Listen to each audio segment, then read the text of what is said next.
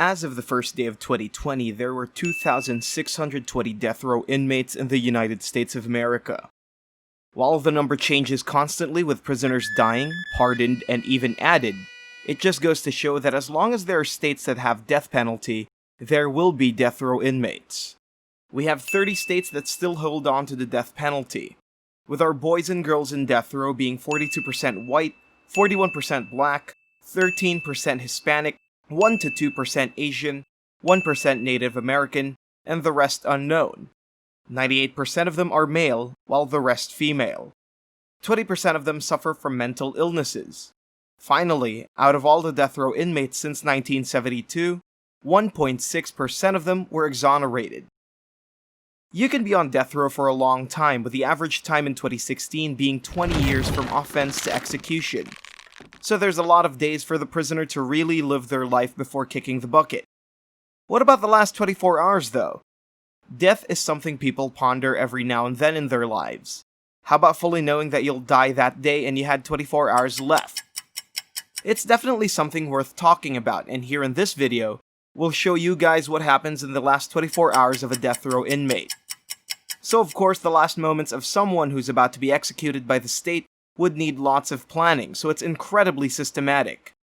Guards, chaplains, and even loved ones all have parts to play for everything to go smoothly. 8 p.m. Driving to the death house. So pre-execution, the prisoner is moved from their cell to the place of execution. They usually call this place the death house. At exactly 8 p.m. preparations are made for the inmate's transfer, they are handcuffed, and thoroughly searched. This is to make sure that there's no way for any funny business to happen, like a shanking or suicide, before the execution.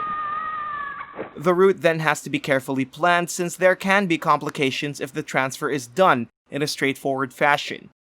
This part is the only way for our prisoner to find a window for escape, so they have to make sure that there aren't any ways for accomplices to potentially break the inmate out. Officers who have taken prisoners to the death house usually describe the entire trip as a solemn one. As one guard described it, we all know where we're going and why. The prisoner is then taken from the car and into the building. This will be the last time they will ever see daylight. 9 p.m. Last night's sleep. So at this point onwards, our guy has entered the death house and will be checked on every single minute until the inevitable end. Guards are fully aware that this can be the time for most inmates to try to finish their life at their own terms, so they're in full vigilance. A cell in the death house is pretty much the same, but with a lot more privacy. It includes the usual bed, toilet, and shower. It's close to the execution chamber too. One inmate has said that the death house cell is much cleaner than the one they had in the actual prison. So what's supposed to happen here is the prisoner gets some sleep on their last time alive. Most of the time though, they're unable to rest, and instead they use this time to reflect on life. 4:30 a.m. Waking up. Most prisoners are woken up this early in the morning in order for any last-minute petitions and other legal complications to be resolved. The day starts with the opportunity to contact and spend time with a list of people, mostly loved ones and family. This is done for both personal visits and via phone call. By the time that the entire list runs out, the only person the prisoner is allowed to contact is the chaplain. There's a desk in the cell for the inmate to write down their thoughts, more reflection on their impending doom, and expressing anything in general. 8 a.m. All visitors are banned at this hour. From this hour till their death, the only people allowed to come in contact with the inmate are the chaplain and the guards. The chaplains in the death house say that the prisoners usually express their fear of death. They help these men and women cope by listening to anything that they talk about, and others even sing songs. 8 a.m. Death chamber equipment tested. Staff in the execution chamber have to test the equipment used to take the prisoner's life. The straps in the gurney are tested to make sure the inmate's held down. The phone that's linked to the governor's office is checked, just to see if it's working in case there's some last-minute reprieve.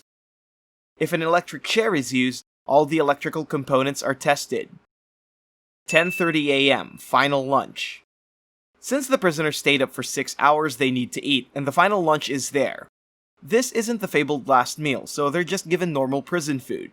Despite this though, this is the first meal that they'll have eaten privately in years. All that's left is to wait for death. 3 p.m. Shaving for the electric chair. So if the execution method is the chair, the inmate is then shaven in order for the electrical current to easily pass through the body. This is also time for the person to spend more time with the chaplain. 3:30 p.m. Dressing for execution. The prisoner is then given a new prison uniform, and it's usually smarter than the usual outfit. Before it's worn though, they're required to take a shower, probably the most private shower they've had in years. Someone once stated in their diary that they were happy to have at last a pair of trousers with a button and a zip. They're given time to write to the kitchen cook what they want for their last meal. We'll stop right about here as we've decided to put the last meal and everything else in the execution into our part 2. If you want to go check that out, go right ahead. If you want to see the other things we have in store for you, give us a like, share, and subscribe, and check out our channel for more content. We'll see you on the other side. Our next video.